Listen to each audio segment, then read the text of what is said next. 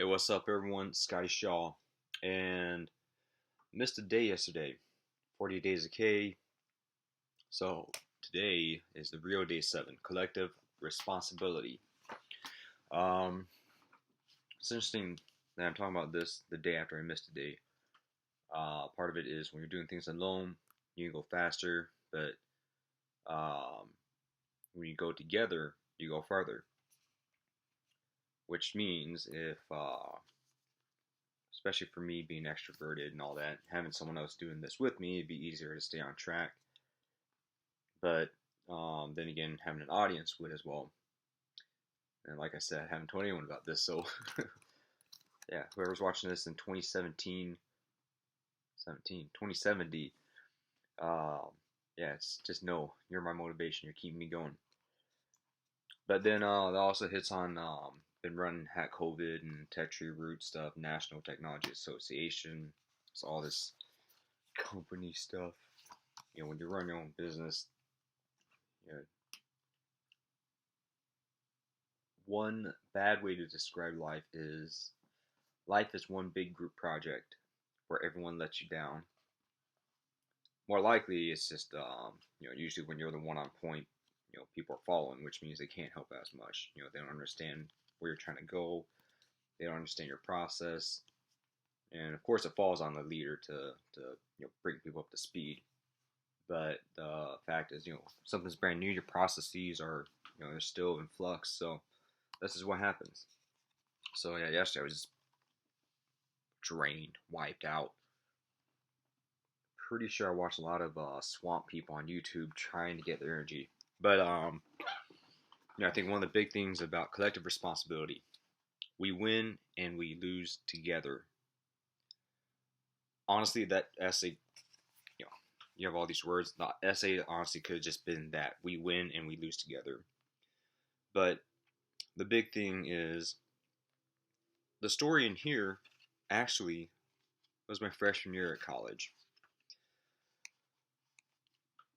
So let's jump in. One big thing Coach K highlighted here: when somebody does something well, we all do it well. When somebody makes a mistake, we all make the mistake, and that's so true. When you're playing on a team, if I pass the ball, it goes out of bounds. It's not just my fault for passing it out of bounds. It's also someone's fault for not saving it from going out of bounds. Now, does it mean we get mad at each other? No. It just means, broken down play somewhere. Maybe the other team deflected my pass. Maybe, I panicked. Maybe I got trapped. Maybe my teammate, couldn't get off the screen fast enough or something. I don't know. But what happens is it's turnover. Turnover, honestly, I feel like half the time turnover should be credited to the team, not individual players. But, I don't make those decisions. But a lot of times when people say, "Oh man, the refs cheated us. We lost by 2 because we should have had free throws at the end." Well, maybe you should have made the 8 free throws you missed in the first half. Maybe you should have stopped fouling so much. Maybe you should have played better defense so they wouldn't have 78 points. They would only have 70. So a million things you can talk about. And yeah, I'm not gonna have mercy on a team that misses 20 free throws and loses by 12. You want to blame the refs, blame yourself, make your free throws, But the point isn't whose fault is it. It's to say we're in it as a team. Because the examples I was talking about, it's easy to say, all right, it's someone's fault. Someone should have made this free throw, made that shot. But the fact is, a lot of times you get somewhere together, good or bad. If we won, we did it together. If we lost, that responsibility belongs to all of us. So I actually know these stories that Coach K talks about. The first one, they both involve JJ Redick, but the first one, it's talking about how we were upset in the Sweet 16, March 2006, playing against LSU. JJ Redick only shot 3 for 18. And Coach K says it took him a while to get over it and to realize, it wasn't just his fault. Part of it is because, let's see, he was National Player of the Year. How many, media's tracking how many points he had to score to hit his next time milestone. He had 30 or more points in 14 games, a Duke record. And, all-time leading scorer in Duke basketball history, leading scorer in ACC history, the NCAA's leader in three-point shooting, at least at the time. This was in 2006. I feel like I remember someone breaking a couple of his records since then, but the main thing is at the time when he was graduating, those were his records. And it took JJ a long time to remember that it was a team loss, not his loss. We had to remind him that if it were not for his performance throughout the season, we never would have been in the Sweet 16. JJ had allowed our entire team to take collective responsibility for all 32 of our wins during the season, and this time he needed to allow us, as his teammates, to help take responsibility for the LSU loss. So, a lot of why Coach K wrote this first is because he then goes on to say, earlier in that season, JJ had passed that lesson on to a player, a freshman point guard, Greg Paulus. We were undefeated at the time, going into Georgetown late January, down by 3. We all knew, last shot, JJ Redick, he's going to make it, go to overtime. All right, we didn't play that great start off, but we'll catch him in overtime. But then with 6.5 seconds left, Greg Paulus dribbled into a bad situation and couldn't get the ball to JJ for a last-second shot. And this is what happened. When the buzzer sounded, JJ walked off the court with his arm around Greg. I told him it's okay, he said afterward. We win together, we lose together. Moments like that make me proud to be a coach. So, the opening statement, we win and we lose together. The big thing is you don't play basketball yourself. And Coach Carter, there's a great line where he locked the team out of the gym, sent them to the library, and one of the guys said, but Coach, why can't I play? I can play. I have a 3.7 GPA. All right. Do you also score all the team's points? No. The gym will remain locked. But Coach, I have a 3.3. That's good, sir. Do you score all the points for the team, too? Collective responsibility, and that's why this is one of the fingers on Coach K's fist. You do things together, you achieve and fail together, you succeed and lose together, you win and fail together. The biggest thing that a leader can do is allow others to take responsibility. It's one thing to shoulder the blame, but in the end, a team only grows if the leader also starts to say, hey, look, we're in this together. So, if I win, you win. If I lose, you lose too. Of course, that's one of the hard things, figuring out when to say what. But I think the big thing is, clearly with collective responsibility,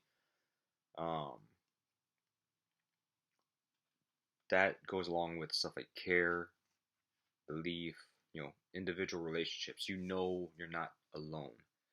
If you're doing something like track or tennis, then yeah, that's different. But even then, you have a coaching system. You have teammates.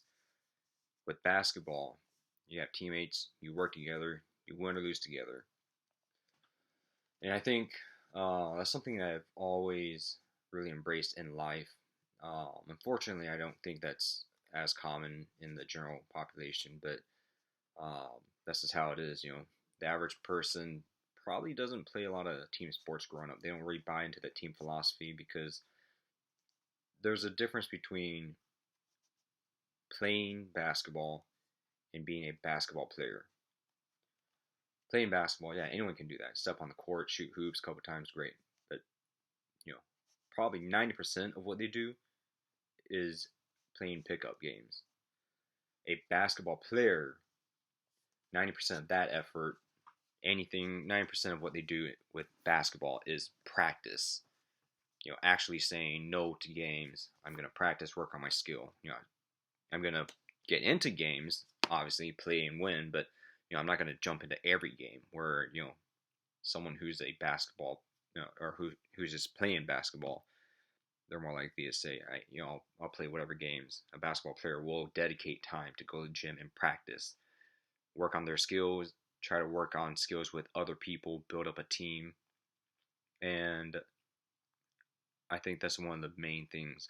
You practice on your own, but you also practice with a team, so you get results together. Of course, one of the hard things for me in uh, everyday life is it's not as regimented. It's not like sports where I can say, look, we're on the same team. We got to at least try to win this game together, or something like that. Because in basketball, there's one easy objective. You just want to win. That's it. You win, you stay on the court. You lose, step off. But in life, what does that mean to win? Some people it means making money. Some people it means getting to a top school. Some people it means getting all the credit and glory. Some people they just want to help build someone up. Other people, you know, they want to, try to get involved with stuff greater than themselves and find a team and some sense of belonging. It's not as clear cut. Winning in basketball, more points than anyone else. So if I don't get a single rebound, don't play any defense, but I outscore everyone else, great. But in real life, what does winning mean? If I have a lot of money, if I have, all the best friends, I have the best cars, it's hard to say. Yeah, I think that's the thing. Creating a team that buys in, everyone believes in the same goals, that is a phenomenal achievement. And getting to that point is super hard. Even if everyone is on the same page and wants to do the same thing, the simple fact is some people move at different paces. If I have a college basketball player playing with me and throw on a high school basketball player, I'm going to feel like the high school basketball player is way behind. But the college player will think I'm way behind. At my peak, I was probably at best, a D3 level player. That doesn't really help much. When you throw people together, they're all at different levels and paces. Everyone says we believe in it. We have the same quantifiable experiences, but qualitatively, sometimes you're that much better and the others don't realize it. And that's just how it is in life. How do you go at the same pace and not fall apart? How do you work as a team and actually, contribute and help each other out? And that's one of the hard lessons in life. That said, a lot of times, that care and belief that feeds into, collective responsibility, overcoming adversity and challenges, the adaptability to respond to anything. All these things that I've talked about the past few days, they're you got to balance it out in some way, and that's just how it is. Sometimes you have a team where someone like JJ Redick is the star player, and he's the reason you make it to the Sweet 16. Maybe a lot of it's on his shoulders, which is fine, but in the end, he can't defend all 5 guys himself. And in life, I've been running HackCOVID pretty much by myself, but I'm starting to get other people on board. I'm getting people I never heard of. They're emailing saying we want to join and help the team, and that's great. So my challenge has gone from getting everything done on my own to now I need to get people on board. I need to get people caught up. Once they're up to speed, then I can say, this is the next step. This is what we have to do. What are some ideas? I have ideas. You have ideas. Let's move on to the next step of planning these ideas and then executing these ideas. A lot of times, you then run into the question of seniority. Oh, just because that person joined first doesn't mean they're better than me. Yeah, well, maybe they are better than you. And someone who accepts that, you have the flip side where maybe they just kind of follow seniority rather than saying, look, We got to move fast. Let's get stuff done. And on one hand, being able to pivot so quickly like I can and throwing together a team real quick, getting stuff done, the average person can't keep up with that. You know, most people are more used to having a routine. Now, it doesn't mean they're boring, even though a lot of times, the pace is much slower. But at the same time, pivoting all the time, having, being great at that, having that ability means sometimes within a routine, you fail to find new challenges for yourself. You kind of get stuck in a rut, like Coach K was talking about, and not having challenges, not feeling challenged, you stop feeling fresh. You start to feel like you're stagnating, and I think the biggest thing is you got to find that balance. For me, I'm very much, run and gun, 40 minutes of hell, full court press type. Pedal to the metal, man. I'm not gonna have fun with, slow ball, pack line defense, half court offense. I want to jump the passing lanes, which means for me, just a constant switch, offense, defense, fast break, transition. So yeah, my personality is definitely very much tailored towards moving fast, moving hard, getting it done. Grinding it out, that's not me. Give me a routine, develop processes. I'd rather develop the processes and then let someone else refine them. I don't want to deal with, I'm stuck in a routine. I'd rather oversee all these things.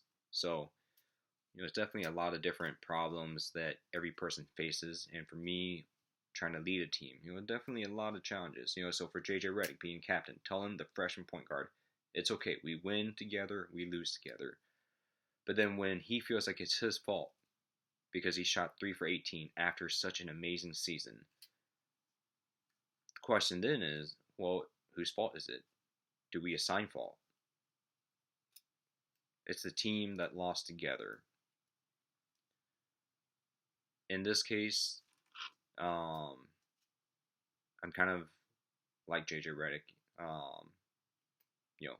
getting stuff done, but I can't do it alone. Maybe I won some games all pretty much by myself, because I remember we would chant stuff like, one amazing chant was JJ Redick would be outscoring the other team by himself and be chanting something like JJ Redick. No, that's not how it went. More than double or more than triple. Then there's a generic JJ Redick dynamite.